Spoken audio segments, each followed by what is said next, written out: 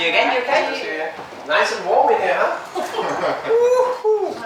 Stuck in the lads, that's what it is. Yeah. That's I'm sure. Ja, goed. Oh, goed ja.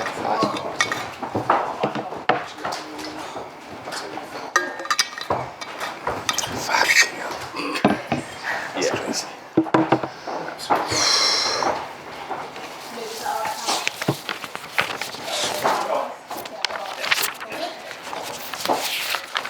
Hello everyone, good to see you all. As you can sense, we're all absolutely sweltering in here, so always happy to answer any questions. Let's not elongate this any longer than it's absolutely necessary before we all melt. We'll start off with Vilima from Sky, Paul from PLP will follow afterwards. We've got Phil from BBC here, so that's under immediate embargo. Anyone else under immediate embargo can follow then. We'll have a section 10 PM tonight for the Saturday newspapers if it's desired. Cameras happy? Yes. Well, thank you. I mean, getting straight to it, it's a very hot day. How has training been in this type of weather? How do you anticipate for the weekend, which is supposed to be as hot, if not hotter? It's been hot, but I would say fine. Comparison to this absolute melting tent is that there's a little bit of breeze out there, a little bit of wind that helps for the boys. I think a part of it is that we need to train that to make sure we acclimatize our bodies to produce big performances in this heat. It's not the first time ever that any of these players played in a very hot weather, so we'll be ready tomorrow. We're looking forward to it. Of course, we need to get a lot of fluid and make sure that all the balance with salt and everything is right. But I have a good staff that take care of that. Plenty of water on hand. Yeah, exactly. You're coming up against United, who haven't had exactly the easiest of summers. Do you think this is probably ideal to be coming up against you, considering how last season's results went? I don't think there's a ideal time. I would like to actually think about it as maybe, in general, I don't believe too much in it's a perfect situation to play them in or a bad situation to play them in. But one thing is for sure, they got a new manager, a brilliant manager. I think he's done a fantastic job in his earlier jobs. So they're very interested in doing everything they can to make that the manager be a success together with the players. They lost the first game, so if you lost a game, the most common response to a team that want to really improve and do well, and then now they just more or less had a clean slate with a new manager, then they want to work even harder. They want to do even better. So I think it's going to be extremely difficult tomorrow. I think there's no doubt that Man United are favourites. They can't afford not to win against us tomorrow. Of course, we believe and we will do everything we can to beat them, and I believe we have a good chance. I believe it's going to be a fantastic game in many ways. But this is Manchester United with the same players as last year, plus a very, very good player that I guess I will get a few questions about during this press conference. So there's no reason for me to use my words on him already now. So they are in a better place. But do I believe we can do something? Yes. And one of those players I did mention right now is Christian Eriksen, who was here last season and now at United. How do you think that's going to work coming up against him? And now you've also got a new signing to that. So say again. And last. One of those players, Christian Eriksen, and how do you feel that game is going to go coming up against him in that team setup? You know that you know him so well, obviously. Yeah. Had him there previously. Yeah, of course. I'm looking forward to see him again. Looking forward to say hello and ask him how he and his family is and give him a hug. And then I look forward to compete against him on the pitch and give him a hug after. And hopefully we got 3 points and he got 0. But let's see. I think no doubt with his qualities, you can also see it in the last game. I know he was used in two so different positions during the game as a 9 and as a 6. You can say that that's a flexible player. But obviously his qualities on the ball is key. and we know we can't give him too much time because he can see the ball between lines, he can see the ball behind, and got the qualities to put it on a string for any player. About the arrival of Damsgaard, which I know was kept on the lucky keeper for a while, how has that been joining him in the squad, and how do you anticipate his players in the world? First, we're very pleased that we managed to get a talent of Damsgaard in the building. It's not that easy. I'm very excited to work with him and develop him because I think his ceiling is high. If he'll reach it, we never know, but we have a big belief that he can reach his or we can maximize his potential. It's about that because no one knows what the ceiling is for any player. So it's about maximizing his potential. I think it's important to, I know people have been speaking about him or Eriksen, same, and two different style of player, I would say. And one is 30 years old and proved himself across world, top football for many years. Damsgaard is a player that is on his steps upwards, hopefully going forward. And I have big expectations to him, but also know that he will need time to adapt and adjust. Coming from a new country, new league, we all know there's no training that's better than others, but they train different in Italy, and he said we definitely train a lot harder here than they did in Italy. So that's and he hasn't trained for 10 days, so obviously he needs time to get up to pace. You're welcome. Cool. How is his general fitness? Because he's had injuries and hasn't played a lot of. General fitness good. So I'm definitely considering to bring him in the squad tomorrow. He's a player that we believe in. So if we believe in him, we should involve him. He had a full preseason, trained well, played games for Sampdoria, and he hasn't played or trained the last 10 days with the team. Of course, done something and kept himself fit by running. So that, of course, is part of him not being at his top level, and then he's going into a level where we train harder and with more intensity. So of course he needs to bridge that gap, but it's not the same that he can't, let's say, play 10 or 15 or 20 minutes at a decent level. So that's a consideration for this game, and then going forward, then it's just about getting him up to that maximum pace. There's not one player, and I'm pleased with that because that means we train at a very high intensity, which I believe in. There's not one player stepping in this building that said, "Whew, they don't train that hard." Everyone is a little bit blown away and need to adapt to it, which is good. I know you don't want to compare him and Christian, but you just described Christian as flexible, judging by the positions he played for United. How versatile is Mikel? I will also say he's relatively versatile. I think they are different, and we don't have to compare them today. But I think Mikel is more winger 8-10, if that makes sense. So he's in that bracket, and I think he's really good between lines and coming from the inside, combining, linking up play, but also where he's really good is that penetration of the last line, either by his runs or passes or dribblings. He can take a free kick as well. We saw that in the Euros. That's okay. Yeah. It wasn't a bad one. Has he shown that still in his locker in these past few days? We haven't trained it, so it hasn't been. But we know, and there's definitely something we will look into and try to optimize. And just one on Christian. When did you know that you wouldn't have him this season? When did we know that? We did that. When was it announced that he went to United? As late as that, was it? No. We probably knew it 10 days before that, 2 weeks before that. So depending on the date, I can't remember. So we knew it before. So let's say it was when it was also there was rumors before. I think it was announced, and before there was rumors, so we knew it before that. Fair enough. As far as facing United, is there ever any value in showing the squad highlights from the last time you faced them, particularly the first half at home last season when you pretty decent. Yeah, thank you. I thought it was really good. Yeah. Yeah. Normally, I use the last game or last two games where we face an opponent if it's the same coach,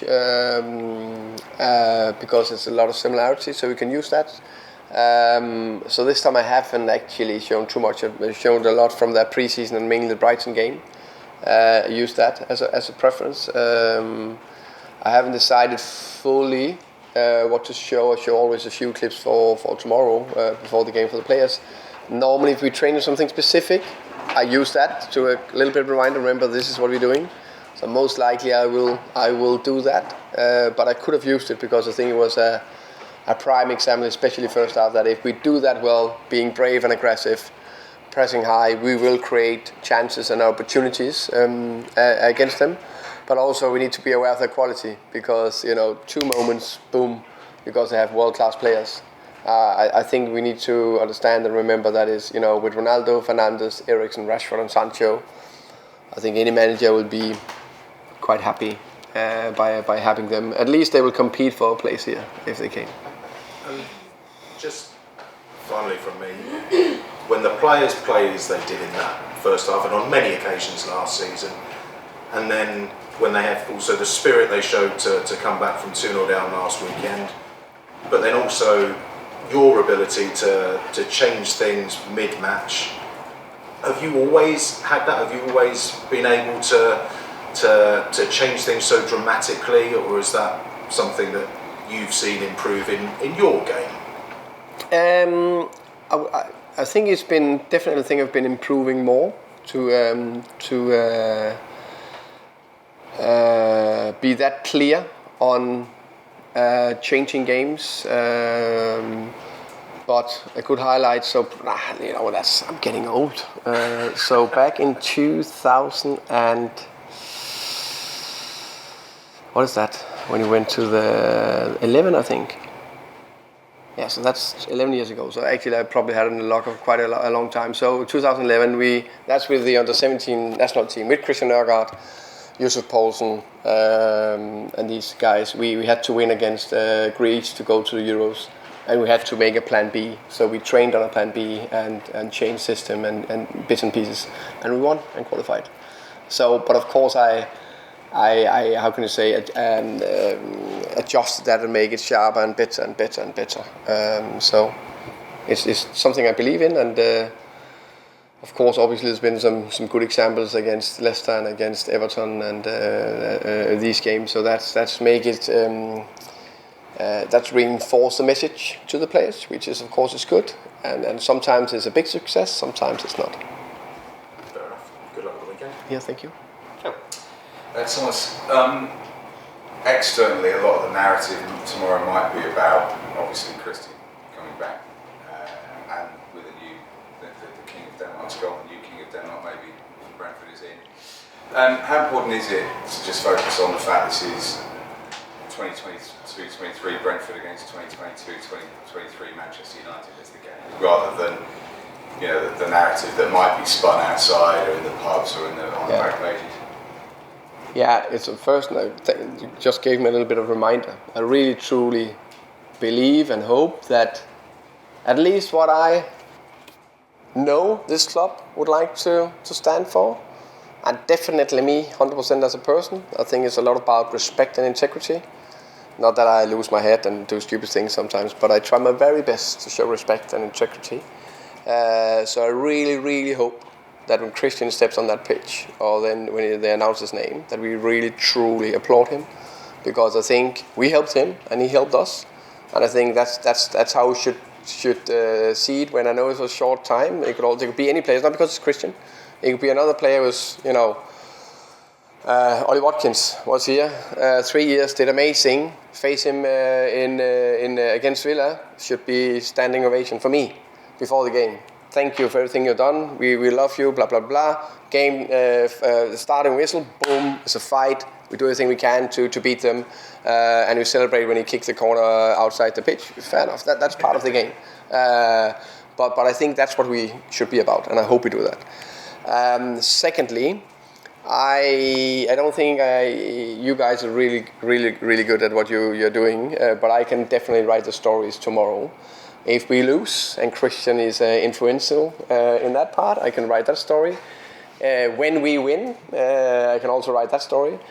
But what we do internally is it's about the game. It's about 11 players in I don't know what they play. They're not playing red, of course. So anyway, the 11 Man United players that we will face tomorrow. And one of them is Christian Eriksen, that I would like to do my very best to close down, like we want to close Fernandes down and be aware of Rashford and Sancho. So that's our focus. You mentioned Mikel coming in and about the fact that you believe his ceiling is much higher and you can develop in there. How much of when you bring a player in, how much excitement do you have as a coach in your coaching group to actually try and move players on, push players forward, help them reach a higher ceiling? How much satisfaction do you get as a coach? Obviously results are important for you, but as a coach, moving players forward, whether they're international players or whether they're just on a journey. I think it's extremely exciting. I see three things. One, we need to win some football matches, and hopefully that is linked with the team's performance. So I love when the team perform, and I love it when everything clicks and it's almost that perfect performance. That's what I'm always constantly working towards. And if that perfect performance, that's normally linked with a good result. But that performance sometimes is not linked with a good result, unfortunately, because it's football. And in that, we need the individual player to develop. And I love to develop the team, but also individual player. And I'm very excited when we get top talents in, like Keane Lewis Potter, Aaron Hickey, and Mikkel Damsgaard. I'm so excited of how me and the coaching staff together can develop them and try to maximize their potential.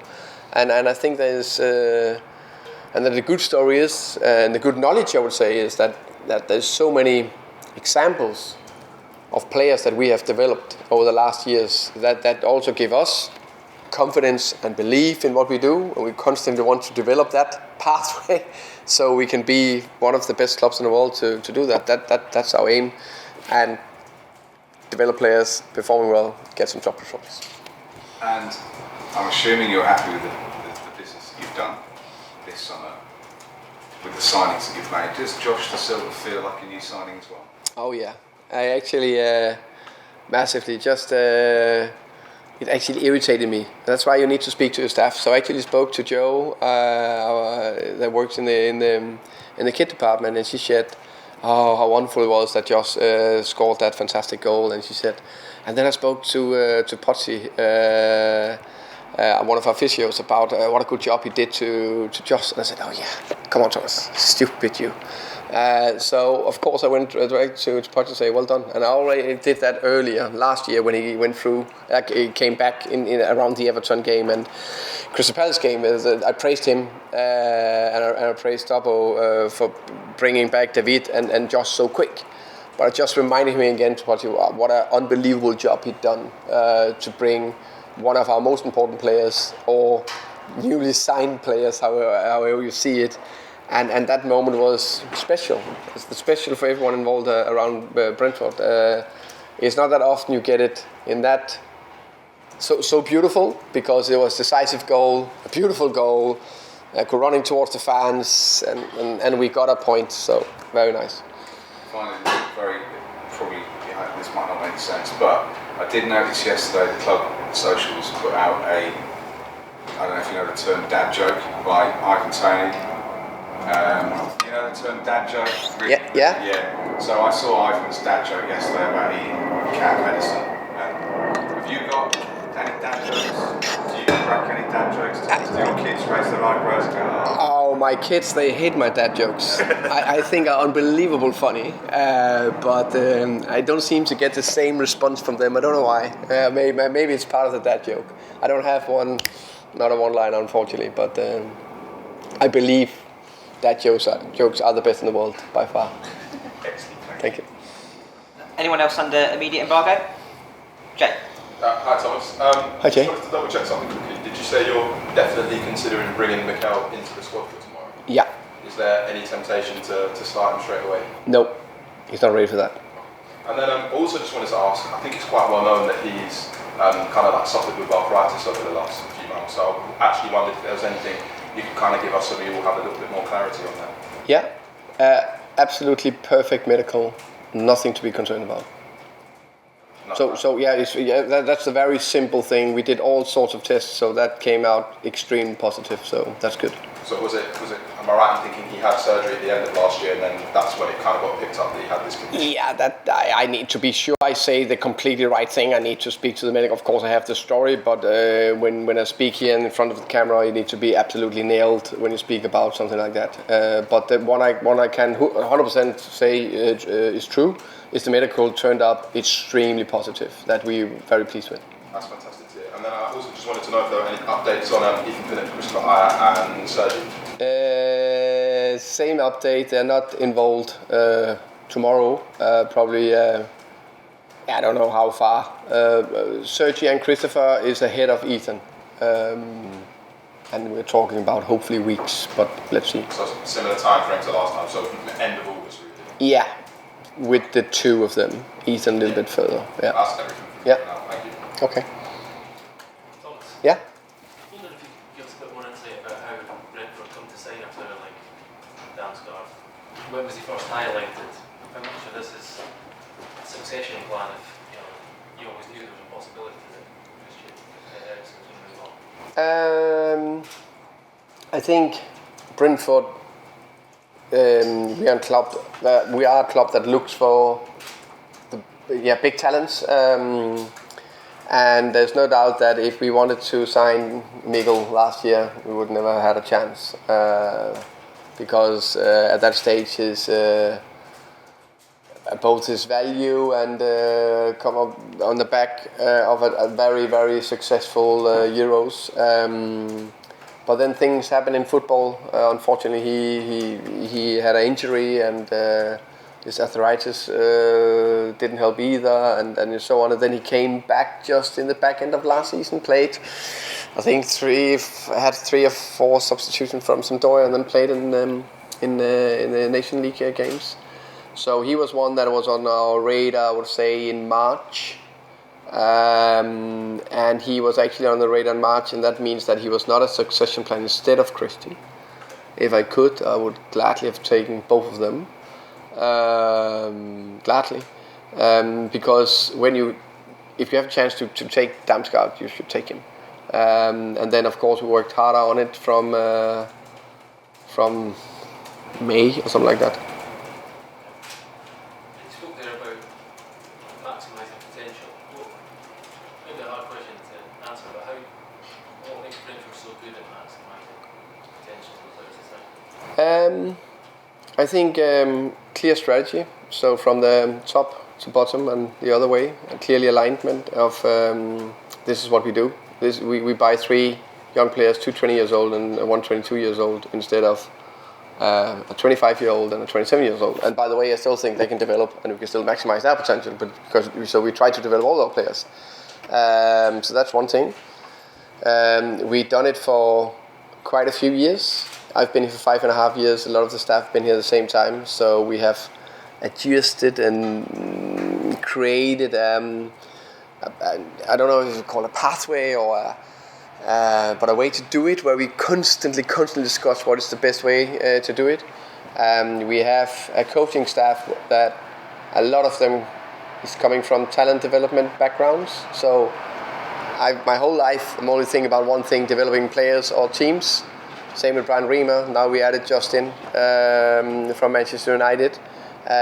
Plus Kev has been here for 6-7 years, so he's got that mind. That's how Kevin O'Connor's coaching career is in the B team, and then only speaking to coaches that's done the talent development way, and all the staff is committed to it.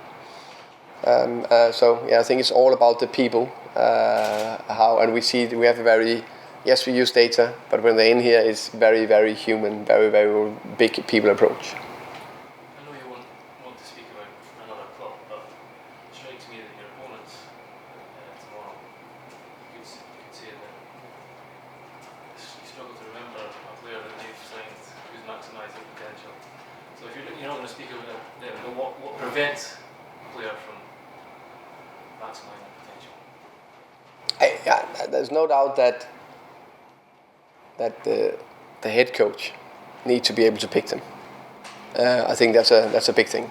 So you can say, what is it? Is it them showing me that they're good enough, or is it me actually believing in them and then sometimes give them a chance that they borderline deserve in terms of how hard they work and how well they do in training?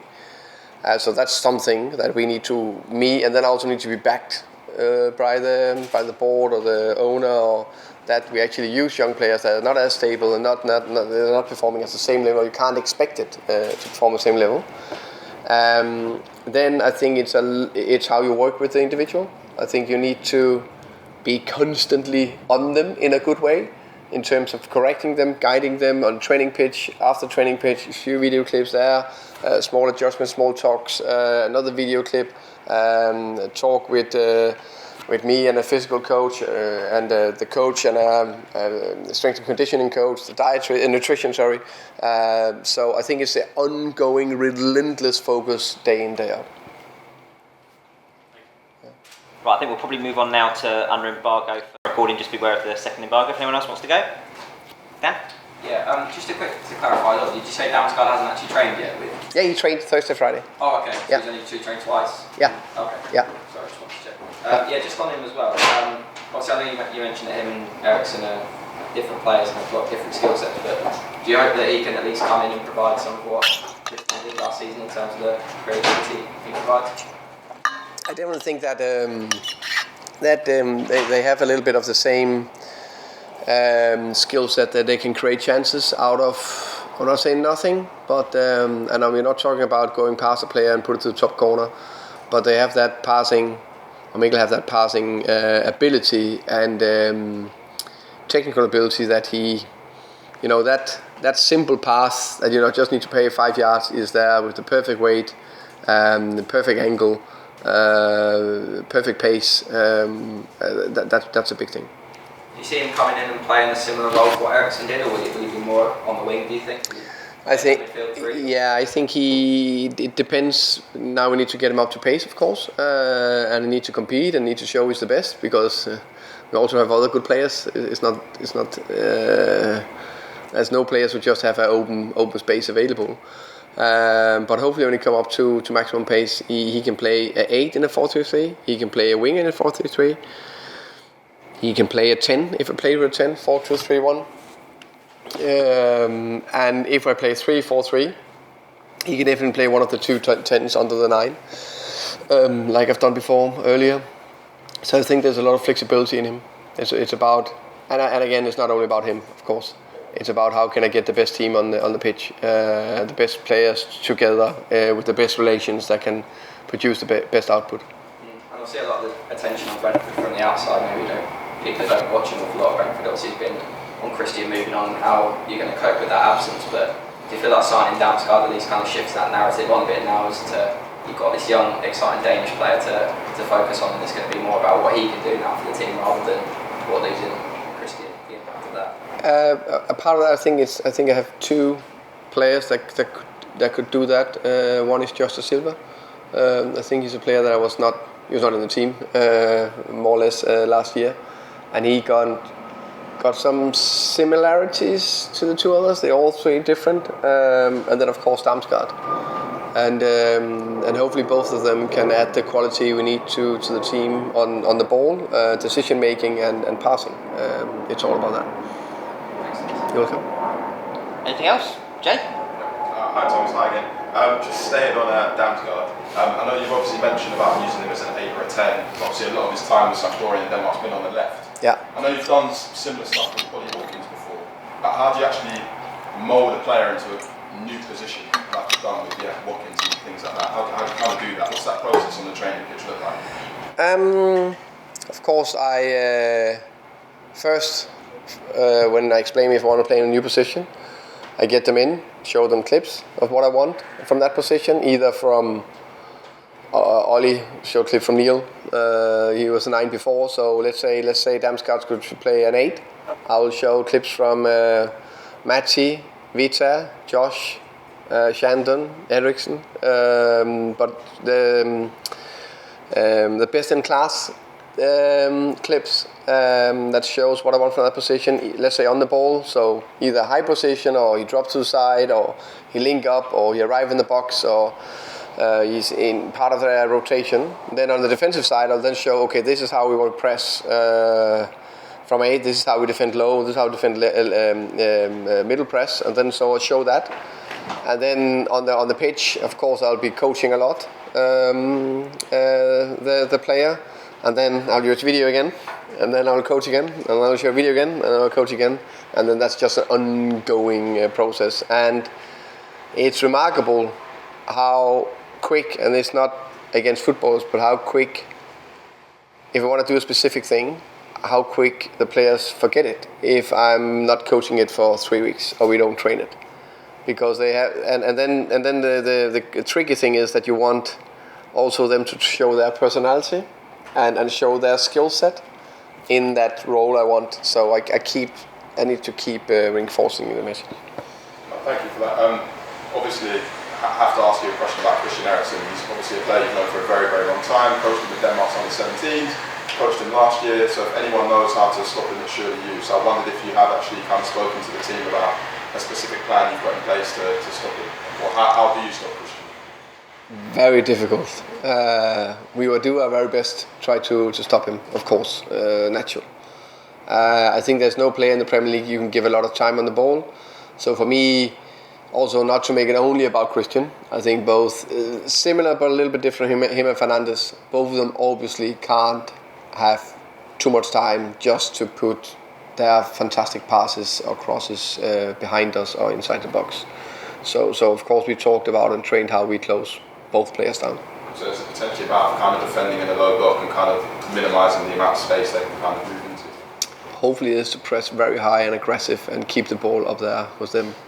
But sometimes we will be in a low block, I'm pretty sure of that. I also just wanted to ask you, obviously after the Leicester match you spoke about how they lined up in a slightly different way to what you were expecting. And we've already kind of mentioned that Eriksen was a false 9 last weekend. And you know, we know that Ten Hag likes playing in the 4-3-3, but it's a new Man United team. Yeah. Has it been quite difficult to kind of work out and predict exactly what they're going to do tomorrow as well? Yes and no. I'm pretty sure Christian will not play a false 9 tomorrow. Of course, we are prepared for that. I'm pretty sure we'll go Ronaldo or Martial without being sure. Of course, we can't. We don't know before tomorrow. And I'm pretty sure he will defend in a 4-2-3-1, which he also did last game against Brighton and his trademark in Ajax. And I'm pretty sure he will attack in a 4-3-3. And then again, just how familiar are you with what Ten Hag's done in the past with Ajax and things like that? Is he a manager who you're quite familiar with his work already? Yeah, of course. I think Ajax is always a club to look at. They have also had a good history of having interesting coaches, and I think Erik is one of them. And I followed Ajax, but I haven't looked at Ajax this time. Only looked at all the preseason games and the Brighton game. And then a final question from me, because I feel like I just have to ask it. Obviously, Ronaldo, we don't know whether he's going to play or not. I'm sure he'll feature at some point. Scored a couple of times when he played Brentford last season. Have you kind of worked out from those experiences any slight advantage that you might be able to stop him on this occasion? Good question. Did he score on the first one? I can't remember. He did do the little chest. It wasn't really an assist. No. Do you know the bit I'm on? Yeah. And then he scored on the penalty, didn't he? Yeah, I think so. Yeah. We know what he is fantastic to time his runs in the box and his runs behind. Those are the two most difficult things, and you can prepare for it, but it's very difficult to train against it. So obviously we need to beware of his runs and positioning in the box. But can we close down the deliveries to him? That will make it a little bit easier. And then is it sorry, final one from me again. Is it slightly frustrating coming up against Man United, not having players like Ethan Pinnock and Christopher Ajer available? So I'm pretty certain the last 2 times you played them, you've had a couple of key players missing as well. And these are the games at home that have had fantastic atmosphere over the last year. You want all your best players, right? Yes, but I'm always thinking the best players I have is the one that is available. So the ones available, they are ready. I know our fans will make G-Tech community. Now Giovanni will be very happy, okay? G-Tech Stadium, or whatever we call it. Rock and roll. It'll be a fantastic game. Can't wait. Thank you. Right. Thank you. We've all Thank milked you. it. Thank you very much. Speak soon. Thank you.